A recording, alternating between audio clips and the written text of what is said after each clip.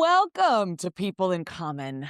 I'm Oh my God. Jama, and I'm so excited to have Tiana Epps-Johnson. She is founder of Center for Tech and Civic Life. Welcome, Tiana. Oh my gosh, I'm so happy to be here.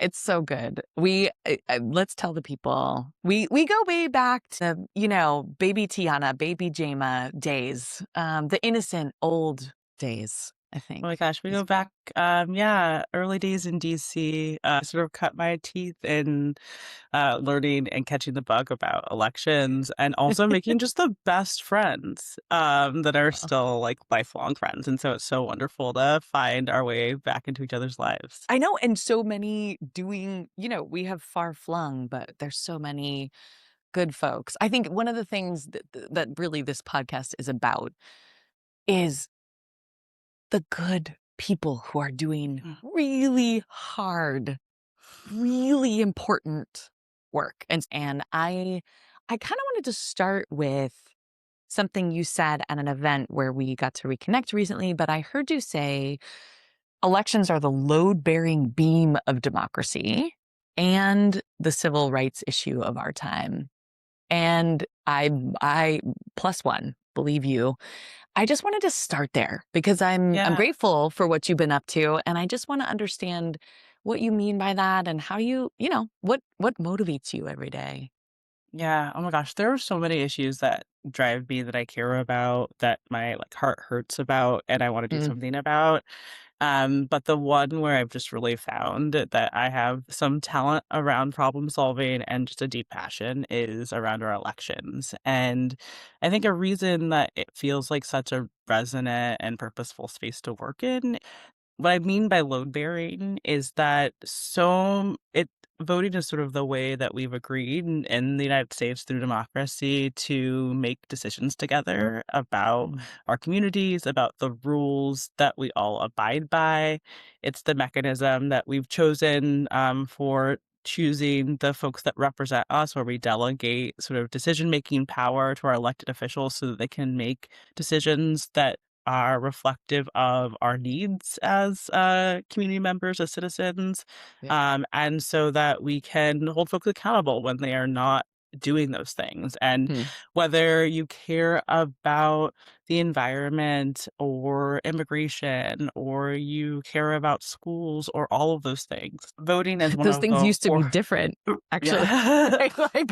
right? Remember it was so cute when we could be like, "Oh, this is my issue," quote Hmm. unquote, right? Like, "Here's No. my box, and this is the thing that I care about." And then now it doesn't feel that, siloed anymore. It feels so interconnected, and one of Yeah, the core through lines is that a way that we affect change, across any of those issues, one of the core mechanisms is through the ballot box. yeah. Whether it is places where we can directly make those decisions because of a proposition or a ballot initiative process, or places where we are electing folks at our local level or to represent us in Congress at the federal level. So it just feels like such an important foundational piece for us to get right, so that we can make sure that all of the other pieces that allow us to thrive as a country, as individuals and as families are possible. And so that feels, to me, why it just feels like load bearing is that metaphor for me. Yeah. Yeah, Um, foundational, yeah, structural, like very infrastructure. Like, how did you come to that metaphor? I- it's a very specific way to describe it. I think it in part is because of how I understand what makes it complex, to Mm, be a voter or to be someone who is the government officials who are responsible for making the election process work. And that mm, second category, that's who I get to really work with all of the yeah, time. those are your people. Yep. Those are my people. And we have, 8,000 different offices in the US. It's really unique. We have 8,000 different offices that each have a role in making sure polling places are running and people are Wow. informed about voting. And I really see that as this interconnected web that is sort of the scaffolding Hmm. upon which we Hmm. are making decisions together, Hmm. and that are holding sort of the mechanics together so that we're Hmm. able to really show up and engage in democracy as seamlessly as possible. And so Hmm. to me, I really see this as sort of the infrastructure, the backbone, the scaffolding upon Mhm. which we're making all of our decisions together. And Yeah. so I think that's why it feels really resonant. I see sort of them as the steel posts that are holding things up. And they have to have steel spines sometimes. They I mean, do. I'm curious because, you know, when you said, that you have some skill and some passion around, and I would agree with both of those. Mhm. I'm curious. I mean, you are a builder. I mean, just looking at your resume and what like where you go.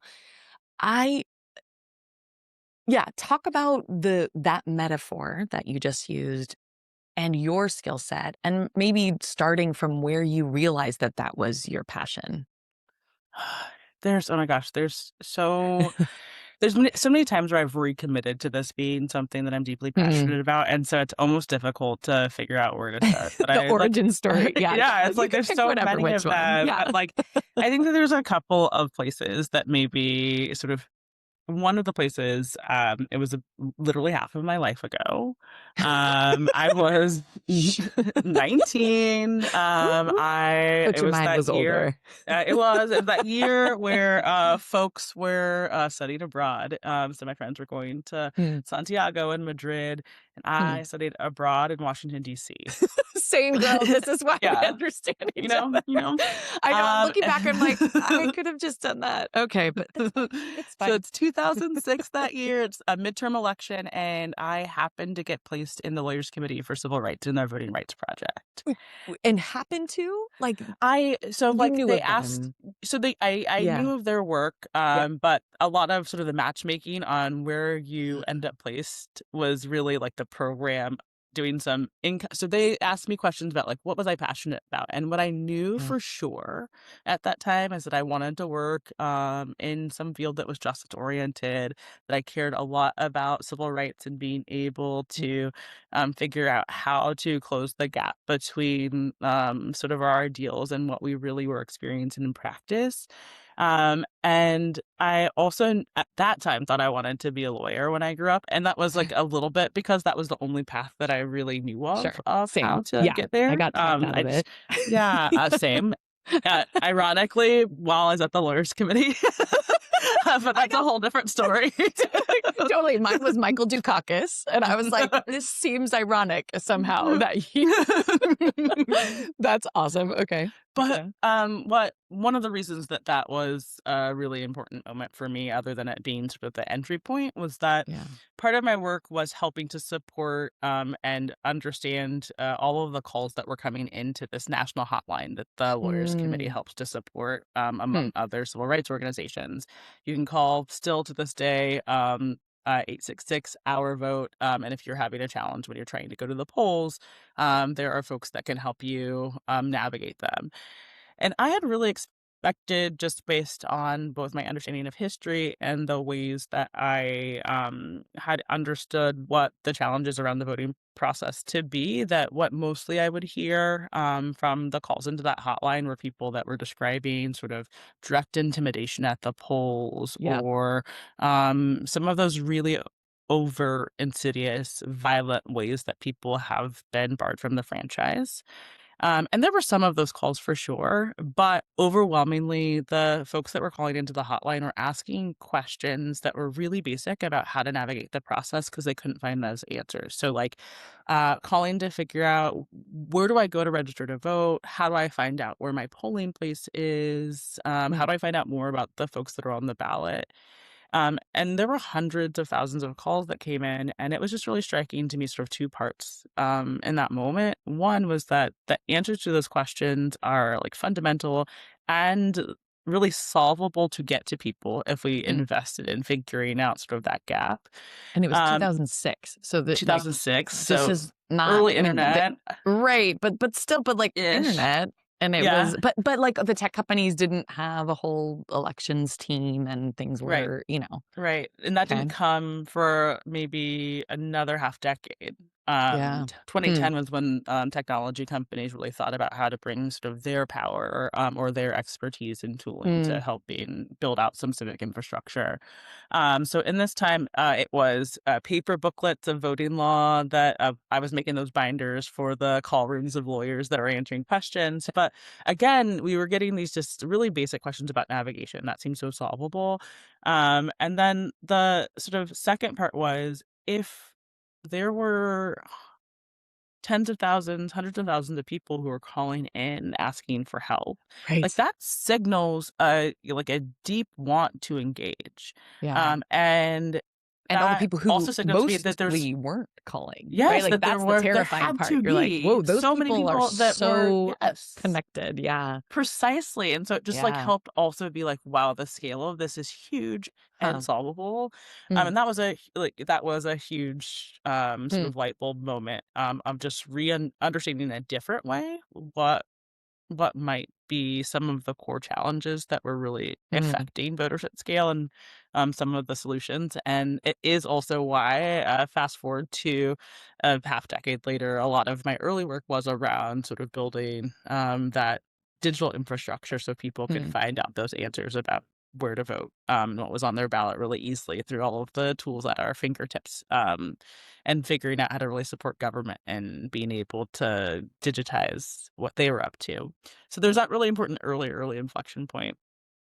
Um, I think also that then over and over again, I like recommitted to this work because my assumptions have been challenged and it's allowed me to think about different and more effective ways to solve for the mm, challenges that are really getting in the way of hmm. voters. Continuous So learning, what a concept. Okay. continuous Keep learning, going. it's where Keep it's going. at. Who Um, knew? so, I think about sort of where we started. When I say that I think that elections are, sort of the, civil rights issue of our time, it is less, I don't mean that hierarchically, in terms of more Mm, important than any other issue that is really important to what allows us to thrive, as humans. What I actually mean is that it's the most underappreciated civil rights issue of our mm, time because I think that sort of the mechanics and what is the most insidious parts of what gets in the way of voters being able to participate is really not understood. mm, And that a lot of the tooling that has been traditionally brought to bear to try to expand voters' access or increase security has worked to a certain extent, but are not all of the right tools that we need in this moment. Um, and so sort of that challenge, what do I mean by like underappreciated? One of the things that's like sort of smacked me in the face with like new learning, new information, and just like this new vector of how we could be really impactful on behalf of voters was learning that in the US, we spend about the same amount to maintain parking facilities as we do investing in our critical election infrastructure. So we spend the same amount MIT found on parking facilities as we spend as a country on investing in the personnel and the facilities and the technology that we use to be able to run our entire democratic wow. process. Is what is do you know what percentage it is of government funds go to running elections? Historically, it has been a wholly funded set of work by government. It's Yeah. only been recently that there has Right. been some support by philanthropy. So Yeah. the expectation is that, and we think that it's right that this is a something that should be publicly funded. And how the system works in this moment, it's kind of really similar to education. Almost the 90% plus of the money that a county or a city or a town has to spend on elections comes from your local tax budget. Mhm. Um, And so if your community is really flush with resources, then your election department's proportion of sort of their budget is likely Mm. to be quite flush. Your And if tax you're in base, your just tax like base, everything right? else. And Yeah, if in you're in a education. neighboring county and that's not the case for you, then your election department is going to have far fewer resources to do exactly the same work. And so Mm. what we see is that there's places in the US that have $2 per voter to be able to do everything from making the counting process work to registration to informing voters to making polling places function to vote by mail, all of the things.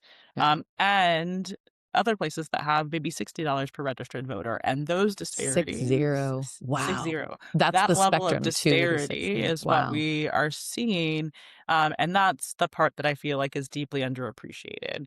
That not only is there a resource Mm. challenge because of how little on the whole we're spending on making sure that election departments have what they need to run 21st century excellent elections. But also we're seeing that even among election departments, there's this great disparity and that Oh, directly impacts a voter's experience. And yeah. any issue, whether it's long lines or not having the information that you need to be able to get to the ballot box or be informed, all those questions that were coming in to the Lawyers Committee hotline, Mhm. all of those things can be traced back to or solved by proper resourcing of election departments. And Right. so a place that Good was that people with enough resources to go get it precisely. and get it done. And what is so like the huge gaps for some election organization. Is that what led you directly to say, okay, so why aren't we getting other funding? It much like education, that was kind of the like that's kind of the so okay, so what do we do about that if we're going to solve that gap? So, for us at the Center for Tech and Civic Life, we are 11 years old, 11 in two Happy birthday. weeks. Ooh, happy You. almost birthday. Wow. And our bread and butter has been working with sort of the thousands of local election officials across the country making 8,000 you said, right? yeah, 8,000 You offices, probably and you 25,000 election departments or election officials, the folks that staff those departments. got it. 25,000 people in Yeah. 8,000. Wow. Okay. So really decentralized process, Yeah. and structure.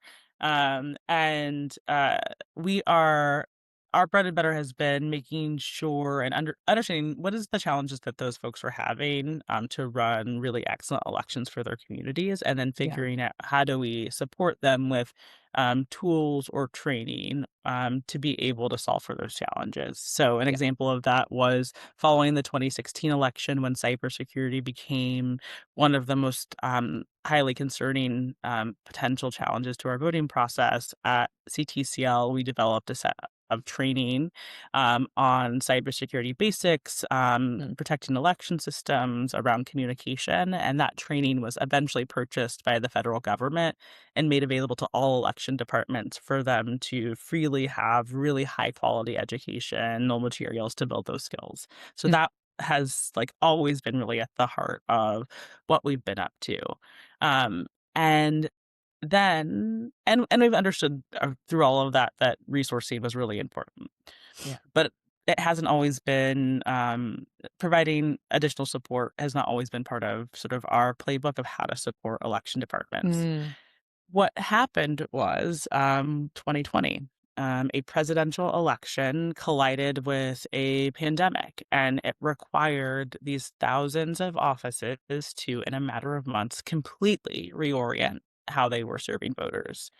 And we saw Right. Not in the just like early the, months "Oh, let's get another machine," or like, "Oh, could we, make it slightly better over here," but right, just election a during a pandemic that nobody complete had reorientation. lived through. Yeah. Never. No. So, so I, like, sometimes just have to really sit and remember what April 2020 looked like because at this Ooh, point, it feels so far away, but yeah. April 2020, we're seeing sort of the first stay-at-home orders. This is the primary season, and so some states are announcing that they're postponing primaries. Some folks are moving forward with them. One of the states that, had a primary rate in the thick of that was Wisconsin.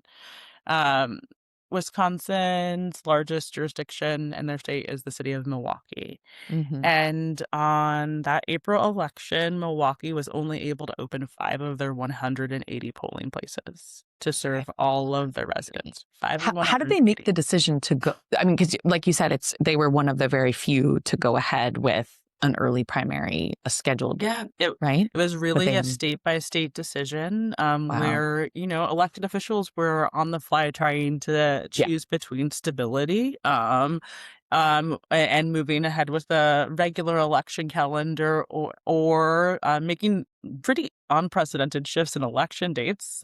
right.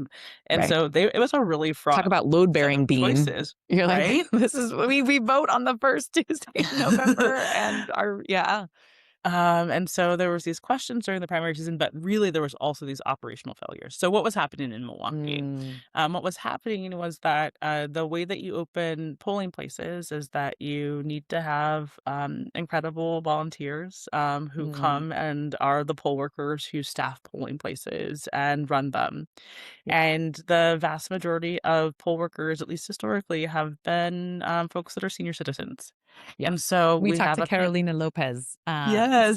yes. So we Yes. did like a just a love fest Oh my for poll she's the workers and best. election It's workers in general.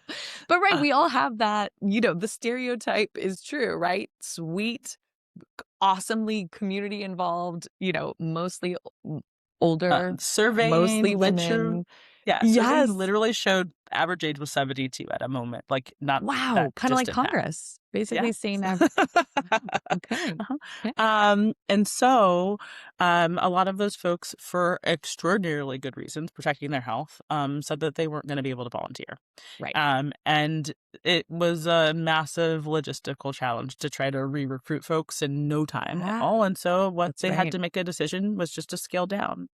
And Wow. so what ended up that experience for voters was that they were lines that wrapped around city blocks. They took up to 5 hours for folks to move through. Wow. April in Wisconsin, I live in Chicago, just next door. It's not summer. It was No. hailing that day. That And oh, so wow. Wow. folks were experiencing, severe weather and choosing to wait those times anyway because it was so important for them to exercise their rights. And so Yes. that really signaled that there was some real support that election departments were going to need to figure Mm, out how do they recruit enough poll workers so that we could make sure that everyone who needed to vote in person was still able to have that as an option without waiting in hours long lines. But for also the many Americans who said, I don't want election day to be a super spreader event. I'd rather vote by mail. right. Right. How could we make sure that election departments were able to move from maybe a couple of thousand of their voters Right. voting by mail to hundreds of thousands?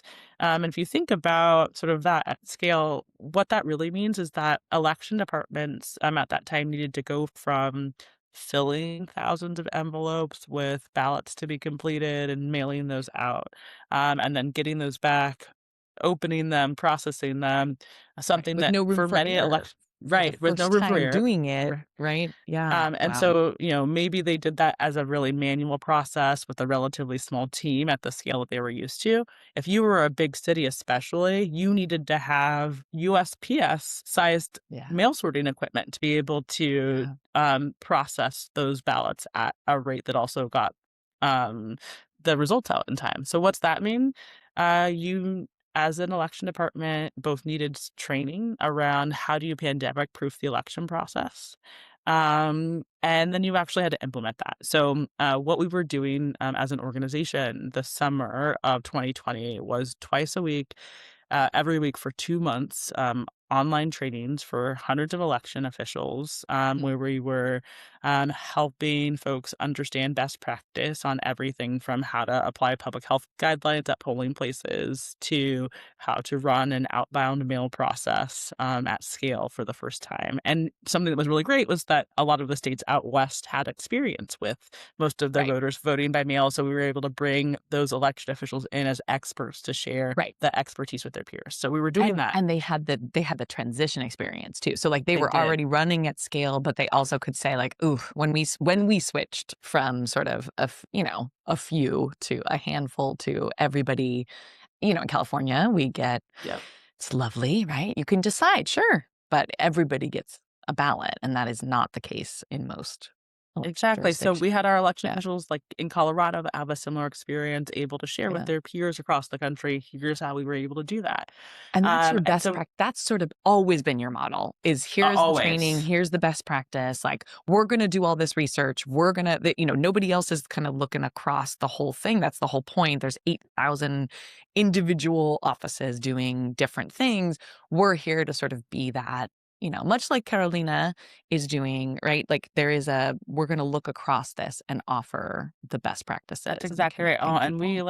we are so grateful to get to collaborate with the Partnership for Large Election Jurisdictions too, because Carolina just leads such a vibrant and celebratory and smart organization for election officials.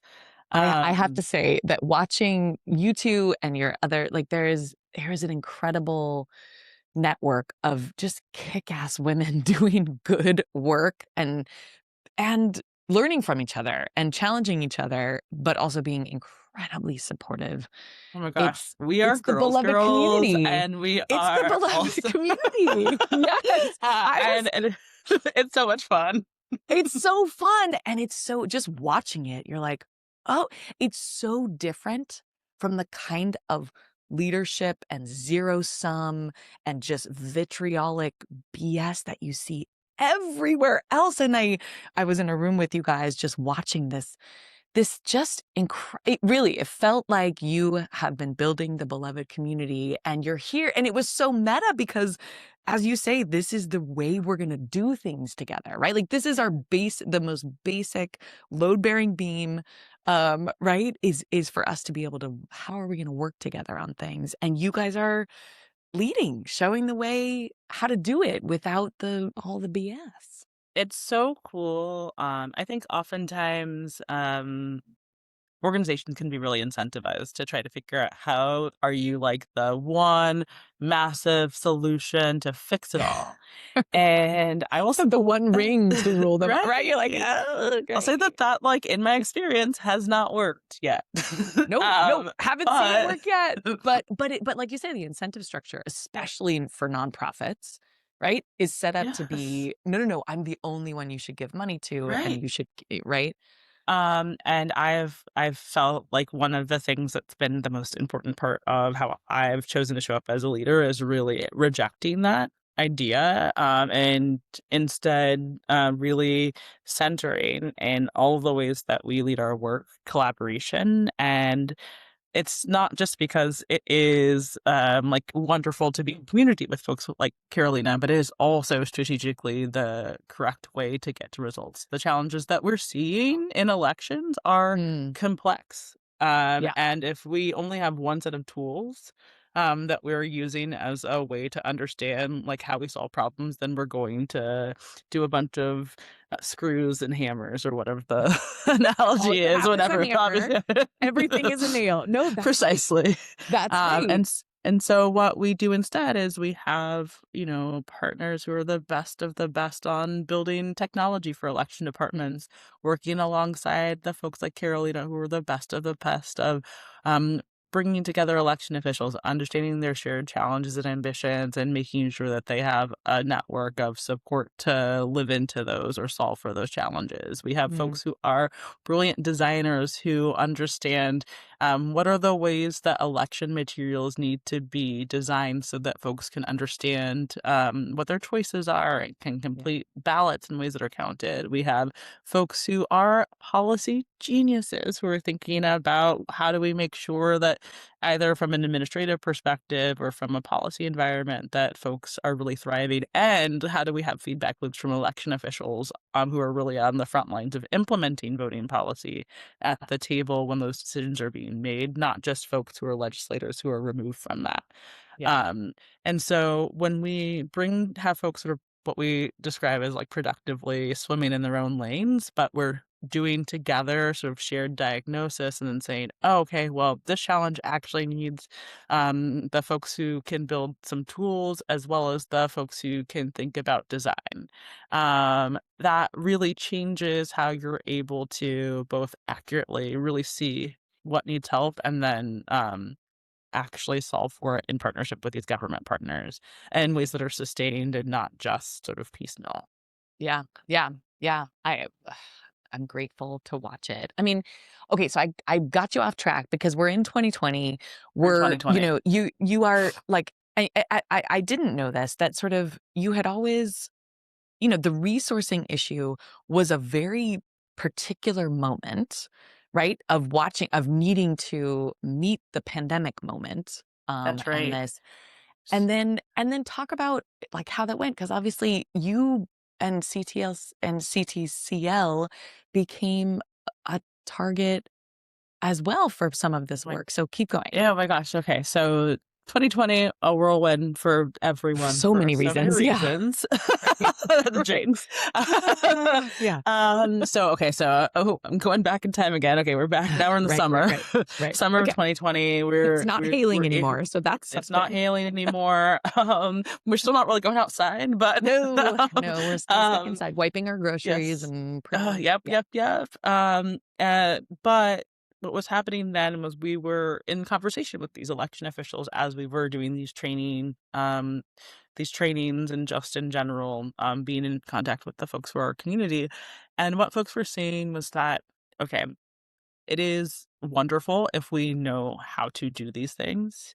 Um, but if we like literally do not have the money to be able to have masks Best for our practices and workers, trainings are yes. awesome, If we but literally don't have the money to get the machinery that does mail ballots at scale, if we literally don't have the money to add hazard pay so that we can incentivize a mm, new generation of poll workers to show up, we're not going to be able to do it.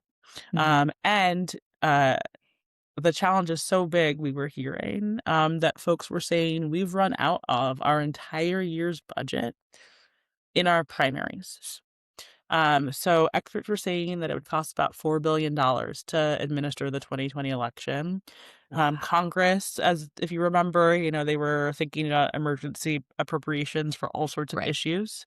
right, right. Um, Advocates really hoping that summer that Congress would step up and really meet the scale of the need, and the appropriation was 10% of what folks estimated we needed. So there was a $400 million appropriation from Congress. And going back to the city of Milwaukee, they described that their portion of the funds that they got only covered a portion of the cost of the postage for their mail ballots Right, for just their the April stamps. primary Right. or for their August primary, Oh, not even anything relative to the general election, not even any of the rest of the parts of the process they needed to run. That was the level wow, of budget scarcity and wow. stretchedness, and that Not to was being mention, like, the replicated people to everywhere. send the ballots, but Not just the yes. stamps for the primary. Cool. And so that was a moment where we really understood that if elections were going to work in the US, there had to be a major influx of money to these local stewards who knew how to now make elections run effectively Mhm. for their community, but needed the resources to go. Hmm. And we You're were like, "We've able done to, the first part. Now, yes. like, this is" okay. And we were able to carry their stories to folks in philanthropy, and we were able to catalyze hundreds of millions of dollars of philanthropic resources that we then regranted directly to these local officials, to their government offices. Any election department in the U.S. who applied for a grant and was eligible and legitimate received a grant. We Wow. ended up providing funding to almost 2,500 election departments across Wow. 47 states. Wow. And it was about 300 and just shy of $345 million that we were able to regrant, even just in that short period of time. Because again, Wow. think that we are coming down the pike to November when we were able to sort of catalyze this resourcing. Right. And you already And had these relationships and you knew that's kind of right. it was probably you were the best placed to know who would need how much to do which and how far along they were in the process already and that kind of We had these really strong relationships with election departments of all stripes, and as I mentioned, across yeah. so many states. We've always sort of had tried and true nonpartisan programming that really appealed to election departments in Mm. places that were deeply red in the same ways that they appealed to places that were deeply blue. And so You we had were earned the really able trust. we really had our track record showed that this was Mm. a place that election officials had historically come to for support, and that we were ready to stand shoulder to shoulder with them in this Were moment of there people crisis. That's amazing. Were there people, like, have there been examples of people who didn't trust you? Like, who, either refused or obviously 2,500 is not Yeah. 8,000.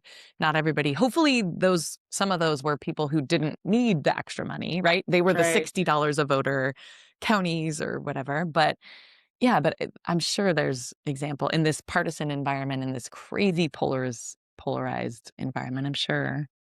So it was sort of this really, beautiful maybe 6 weeks, where and then it all sort of, it became more complex, I would say, when There I you would do go, that. there you go. Okay, so Because 'Cause you're for like, "We're doing the thing. We're giving out we're the doing the like, thing. So, everybody's winning, okay, like, this is" we yeah. this was a very ambitious, program that we had Seriously, for never you to run take on before. overnight. Yeah, right. That we came up with how to make possible at a scale that felt pretty tremendous very Yeah, quickly.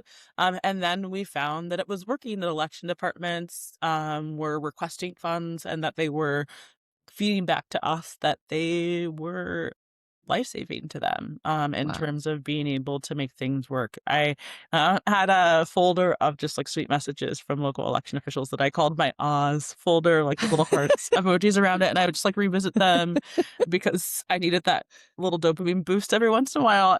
Sure. And they were just stories of, like, this brought me to tears because it means that now, we're able to move into a facility where we can actually social distance as a staff, and it relieves sort of my feelings that I might lose one of my colleagues because, remember, we were still pre-vaccine. We were Right, almost right, almost if you're not an essential worker, you're working from home, and these folks did not have that choice, and they're right. working in, the basement of, county courthouses or where their offices are, or just the very small facilities. And so, Yeah, no um, ventilation, no not a lot of ventilation, yeah.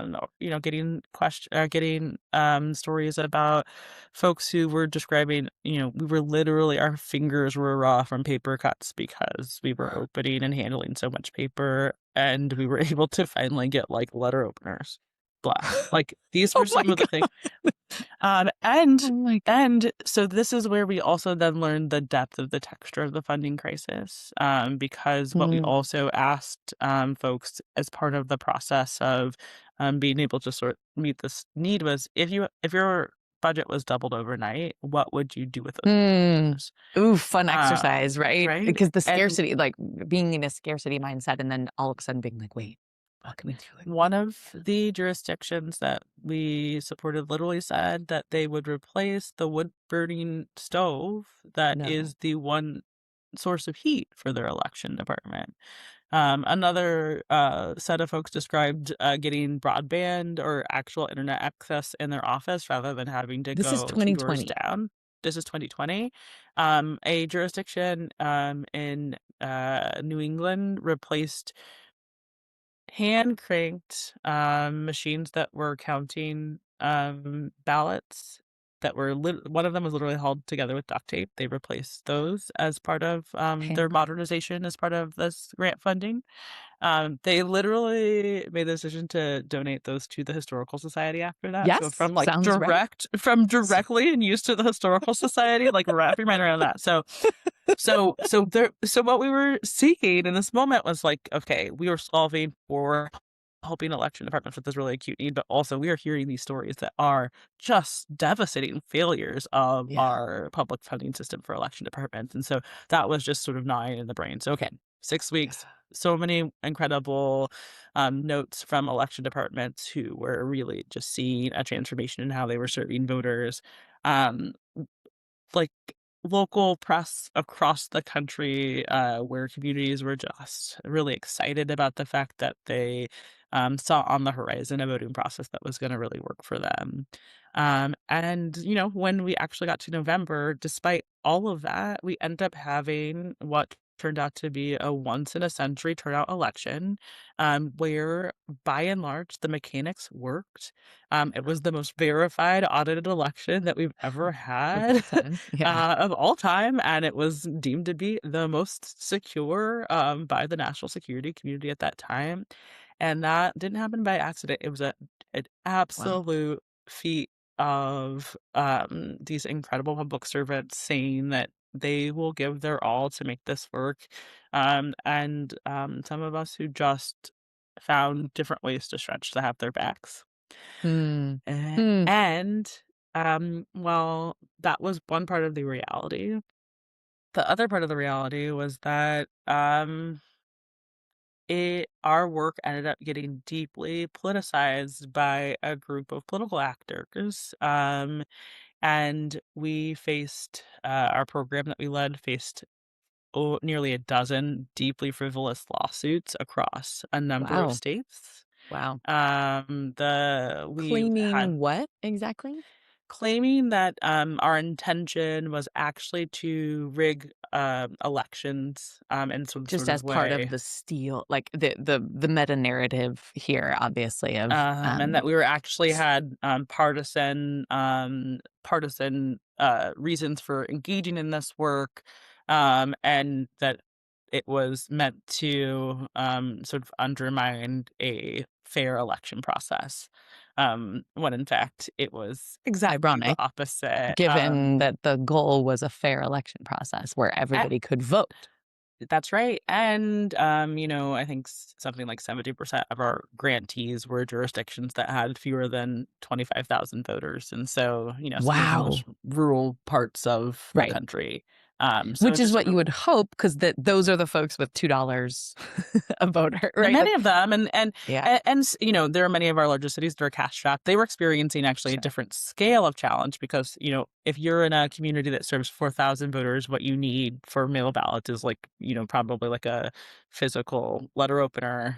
If you're the Right. city of Not as many Philadelphia, you stamps need needed, right. and yeah, If right, you're the city of Philadelphia, you're invested in, a set of heavy equipment that depreciates over the next decade. And right. so all that to say, just wild narratives, so frivolous that we actually won the first sanctioned ruling in the country, against a set of lawyers that were one of the ones that brought just these really, outlandish claims against the program. Just thrown out, Um, like, "Get out it this is not not this doesn't not even only belong." not only were thrown out, but where that actual lawyer was, faced sort of Sanctioned, got it. punishment, yeah, Oh, because wow, of personally, the for being like, "You um, are not a lawyer." Like, "This is so um BS," and that that is just, like, something that is very rare, huh, yeah, I've and, never like, heard of that before. shows the level of absurdity. Um, Right. and Usually, the it's just a other judge being like, "Adorable, but get out of here." But this mhm. was like, "No, you are be" and sanction meaning, like, you lose your license or you get In suspended or this something case, like that? they, were responsible for, paying a certain amount of fees. For wasting our time, basically, That's with right. this. Oh, wow. I didn't realize that. Okay. Mhm. Okay. And also we got a front row seat to a tactic that's become really pervasive, which was essentially using the courts as a way to fuel what is a comms disinformation campaign. Um, Mm. and so, Just and we saying saw the that. word lawsuit, but it's a calm strategy, but having the word lawsuit Yes. So as what part so of the talking what do I points. mean by that? So sort of the content of the lawsuit is wild. There is no like Yeah. world in which a lawyer is going to hear this and make a decision that says that there was something that untoward happened with the programs that we're leading, or that the claims were valid. But that doesn't matter that much until you get to the part where you're really sort of adjudicating all of those things.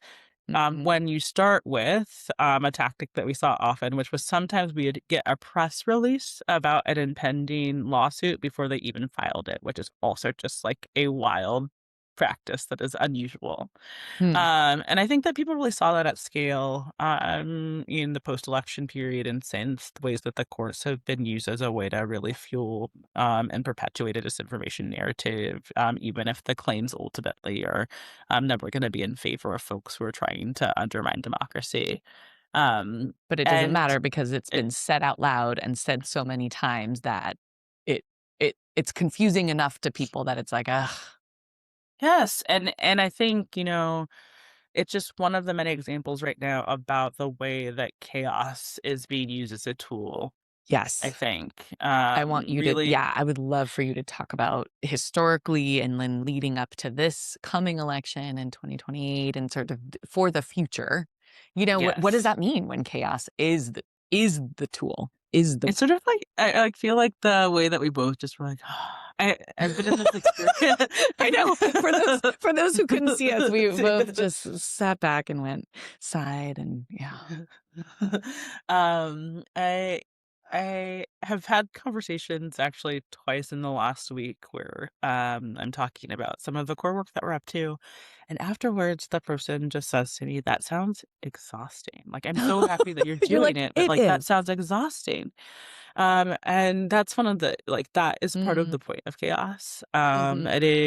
It is to create this feeling of overwhelm among each of us, where we are already so busy, looking at our day-to-day lives, holding things together, Yeah, trying to just live. yeah. And when there is always deeply competing narratives about like what truth is, when it feels like there's just like these both sides isms to everything, when there's actual deliberate attempts to just create doubt about every Mhm, part of our election process, mhm. that weighs on folks, and what you end up Yeah. feeling is one part exhausted, another and that leads to this feeling of, I just wanna look away, I just, like, don't even want to deal with this, Yeah. and so one of the impacts of chaos is folks just opting out, and the Mm, other impact of chaos is it really allows for the groundwork for disinformation to thrive. mm. M in a very, very, long ago past life, I had one 18-month period where I wasn't working in elections, and I had, chosen to, uh, You're I like, "I was call it the time away. I call it my yes, vacation." it was my first year off out of college, and I was working, at UCSF. I was doing policy work research in the med school, and the focus was about understanding the tobacco industry, and their tactics.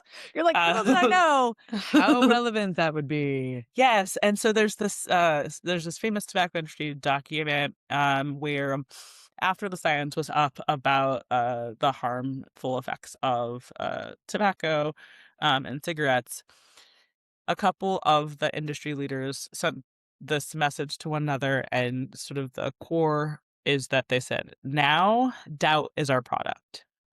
And what they Whoa. were saying was Wow. no longer is the core thing that we need to be marketing and selling cigarettes, although that's what we have to eventually be slinging and making money off of.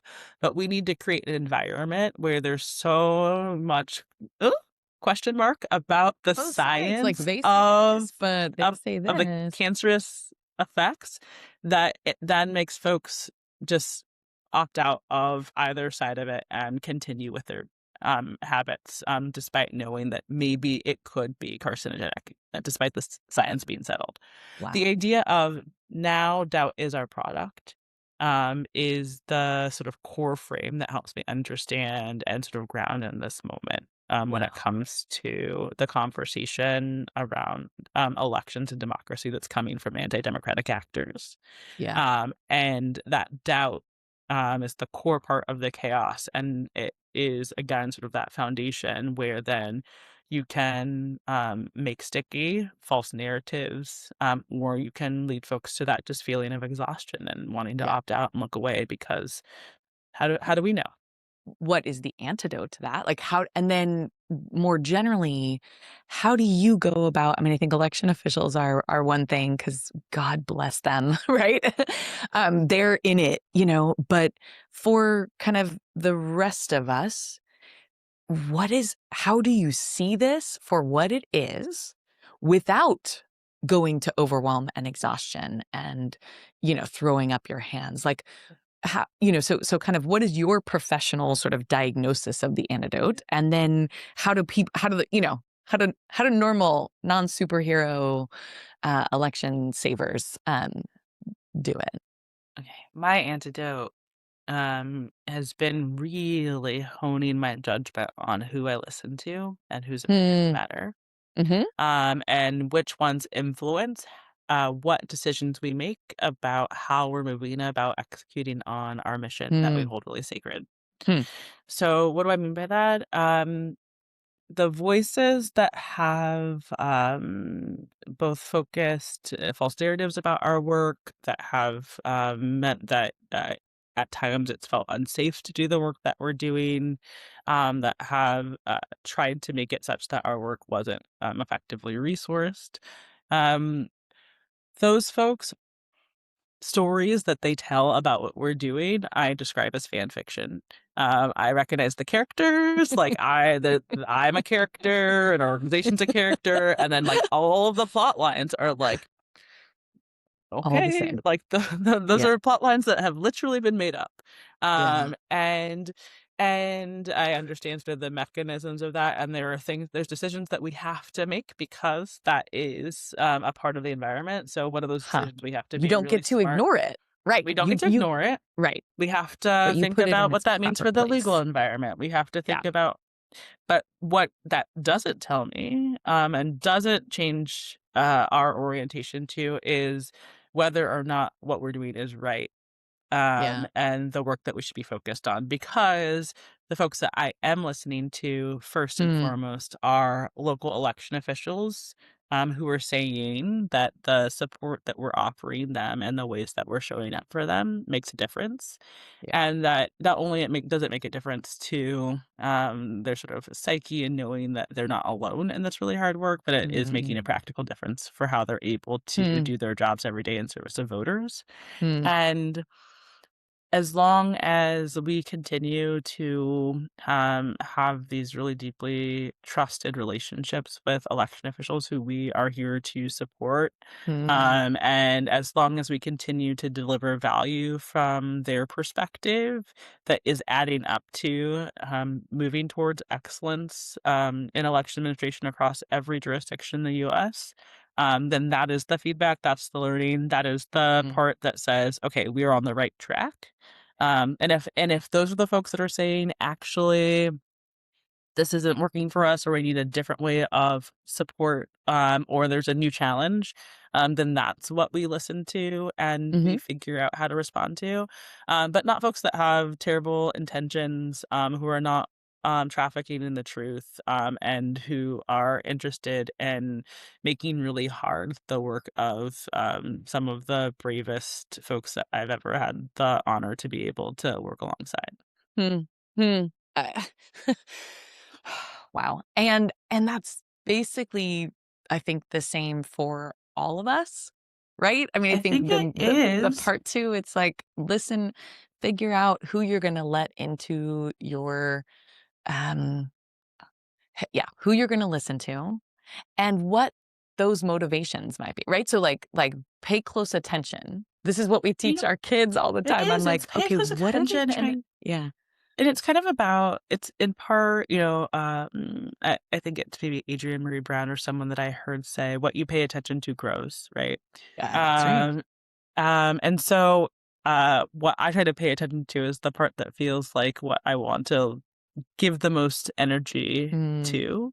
yes. Um, and I think that that's the same sort of level of intention that we have to bring to our personal lives too, when there are so many things that I know that I want to make a difference on, and I also know that there's a finite amount of time that I have and attention, and Mhm. also that I have a certain set of skills, and that there's other folks that have skills that are better suited for certain problems. And so that's like I think one thing. I also think that I don't know, one of the most, like, draining, frustrating things for me is when I see something that I want to make a difference in, and I, like, cannot figure out an entry point. Mm, That, like, just feels like good intentions without mapping to action, for me is, like, one of the things that just will eat me up because right, because 'cause you're wasting the cycles trying to like, "Okay, yes. but what about this?" And ugh, ugh. Yes, Yeah. and so if you are someone who, like, the thing that you want to make a difference on is, having a election process that your neighbors, both find works well for them and that is building overall confidence in how our elections work, the number one piece of advice, the thing that I would, like, implore folks to do is volunteer to be a poll worker. Mm. Um, talk with your local election department. These are oftentimes actually paid volunteer Mhm. opportunities.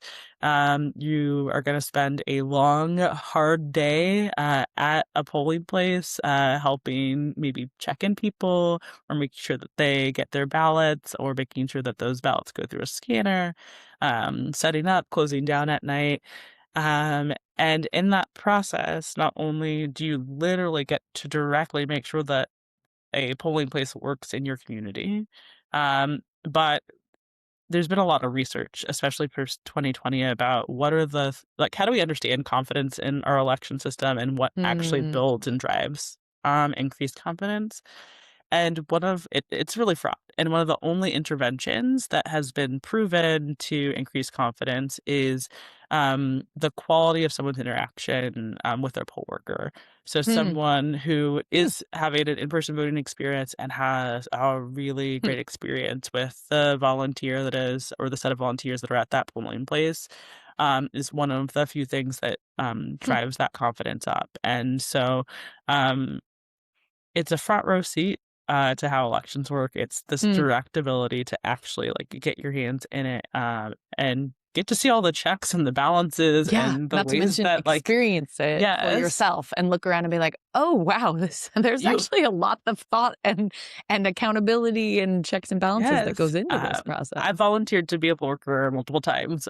Yeah. I have served, a few times, now in the neighborhood that I live. I've done it in different places I've lived, but, you also really get to find out the different characters that you're surrounded by who you might not Get get the to see local every gossip. day. You That's sure right. do. That's right. You get to And know if you your do it enough neighbors. times, you end up serving with the same folks, and so Yeah. then you build relationships that maybe you never thought that you would, and maybe you only get to experience them, in November every couple of years or during a primary election, but it really has changed how I understand, one slice of the folks that I surround myself by every day. So Yeah. I'd say Yeah. be a porker. Yes. Build a community, be part of the process, be the change you wish to see in the world. Mm. And this is very fortunately one where there's just an opportunity that any of us, can take on. Yeah, right, exactly, exactly, and it's one day, right? You get trained up It's and okay. All right, we'll spread well, for sure, we'll put all the links, and I couldn't agree more. Thank you, Tiana. You are wonderful. What you're doing is really important. I'm so grateful. Thank you for being here. Thank you. This has been so delightful.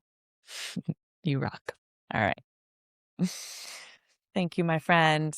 Thank you, thank you. Hearts right back to you. That was great. Thank you so much.